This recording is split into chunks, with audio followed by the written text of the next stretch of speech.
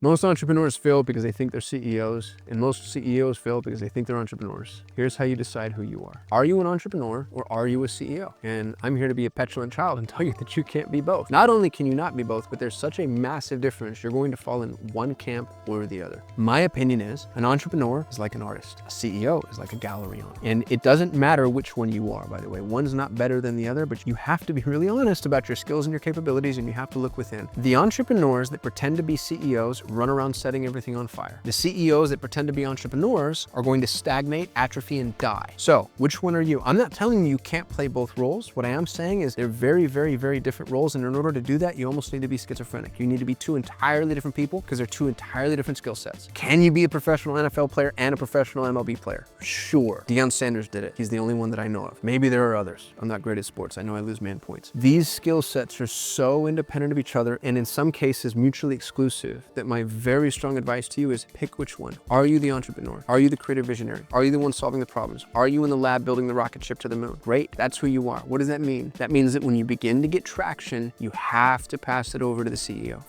Hire somebody who can really bring some guardrails. Find an adult, find a responsible human being, find a mother hen, find somebody that's going to be able to grow your business. The entrepreneur is the creative visionary. The CEO is the responsible adult. My business partner, Perry Belcher, likes to say the CEO's only job is to increase the value of the company. Maybe that's true. I think more specifically, a CEO is going to be focused on three things. Number one is recruiting. A CEO's job is to find amazing human beings. Find, cultivate, and retain amazing human beings. Number two, money. The CEO has to understand the finances of a business. They have to understand cash flow. They have to understand profitability. They have to understand how to read a balance sheet. And by the way, entrepreneurs, this scares us to death. I look at some of those things and I'm like, I went to public school. So find somebody who not just understands it, but actually knows how to use it, because more businesses die from indigestion than from starvation. More businesses die from growing in a way that doesn't allow them to really fulfill on their promise than die from not having enough customers or enough money, which is interesting to see when it happens, but it happens all the time. And then number three is systems. People, hiring, recruiting, money, finance, systems. Those are the jobs of the CEO. If those don't appeal to you, you're not the CEO. Take it off of your LinkedIn title. Stop introducing yourself as CEO. You're the entrepreneur. Me, entrepreneur. I like it here. I don't want to be on the org chart. I don't want people to have my phone number. I don't want to be on the Miro board. I don't want to be in project management tools. I don't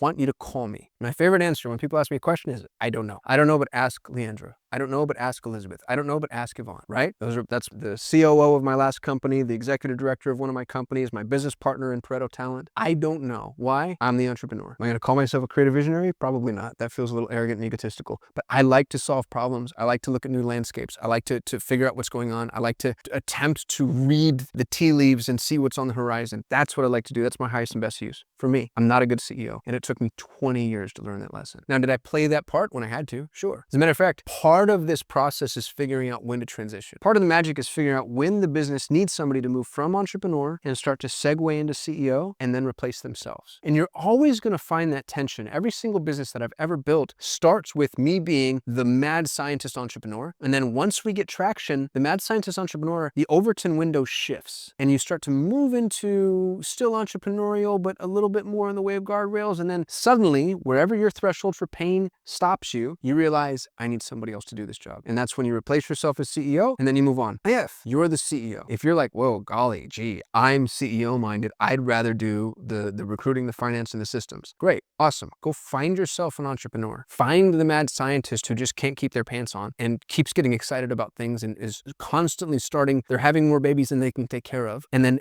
be their second half. I'm telling you, this is one of the best marriages and mergers I've ever seen in my entire life, is when you can find, Wickman in Traction calls this the visionary and the integrator. It's the entrepreneur and the CEO. He just changed the name so that he could copyright it, right? Like you need somebody who's going to be the creative visionary. You need somebody who's going to, and by the way, that doesn't mean that it's entirely independent of each other. There's a Venn diagram here. The CEO can be creative and the entrepreneur can be responsible. And we know who owns what role. Every entrepreneur, I can tell you the one thing that people come to me more than anything else, because I have a staffing agency. And so people come to me all the time looking for specific roles. The role that every entrepreneur wants is the integrator. It's the CEO. It's the mother hen. It's the person who can actually put guardrails on this this thing. And entrepreneurs, guess what? That person is, wait for it, expensive to the tune of half. This is the problem with entrepreneurs. They say they want an integrator. They say they want a CEO. They say they want somebody who can run their company, and they want to pay them a pittance and give them a couple of points on the back end. You can't do that. CEOs, same story is true for you. You look at the entrepreneur, you look at the fact that they can't brush their hair and they can't tie their shoes and they don't know their own address, and you think to yourself, I'm the real brains behind this operation. This idiot just came up with a good idea, and they try to squeeze him out. I see this over and over and over again. Entrepreneurs don't want to give up any equity to the CEOs. CEOs try to squeeze entrepreneurs out, and it ends up being this very competitive relationship. Find the right marriage for yourself and realize that just because you don't necessarily respect this endeavor doesn't mean that it's not important. CEOs try to diminish the entrepreneurial contribution. Entrepreneurs trying to diminish the CEO contribution. They're both equally important for very, very, very different reasons. So find that person, find that participant. What I do is, as an entrepreneur, I find the CEO for every new business I'm in. And depending on where I am in that business, it changes the structure, right? I have an agency that helps Montessori schools that was tenured by 6 or 7 years, and the executive director that I had in place retired. So the new person I brought in isn't a 50% owner of that business, right? Because it's already up and running. Now, does she have skin in the game? Absolutely. And she profits when the business grows. I've aligned our interests. Whereas when I'm starting a brand new business right now, I'm starting an AEO agency, and the people that I'm bringing in are going to participate massively. As a matter of fact, me and my partner are 50-50. So you get to decide what this looks like, but it's really important for you to respect the other side of the fence, and it's even more important for you to know where you sit and where you land. Very few people, in my experience, are capable of both. For every Ezra Firestone, there needs to be a Molly Pittman. And if you're not familiar with those two, they're two of my favorite entrepreneurs to watch, because Ezra is batshit insane, God bless him, I love him to death, and Molly, like, is a grown-up. And here's what's really funny and interesting. This relationship can exist in a fractal fashion, because when you zoom in on Molly, Molly actually has a right-hand person named Pip, and Molly becomes the creative one, and Pip becomes the one who executes. And I see this happening over and over and over again, where you could, again, depending on the size of the organization, you could continue to zoom in, because it's not all or nothing. It's in relation to each other. It's where we exist on this spectrum in this continuum. So I realize that complexifies the discussion, and it's really only relevant to larger organizations. Right now, figure out who you are. Are you the entrepreneur? Are you the CEO? And then figure out a game plan for making sure that you stay there. You stay your lane. You focus on the things that you're good at. And if you can do that, that's how you grow a business. Thank you so much for watching my YouTube channel. If you don't mind, like the video, juice the algorithm, subscribe to the channel if you want to see more, comment if you have questions or other topics you want me to cover.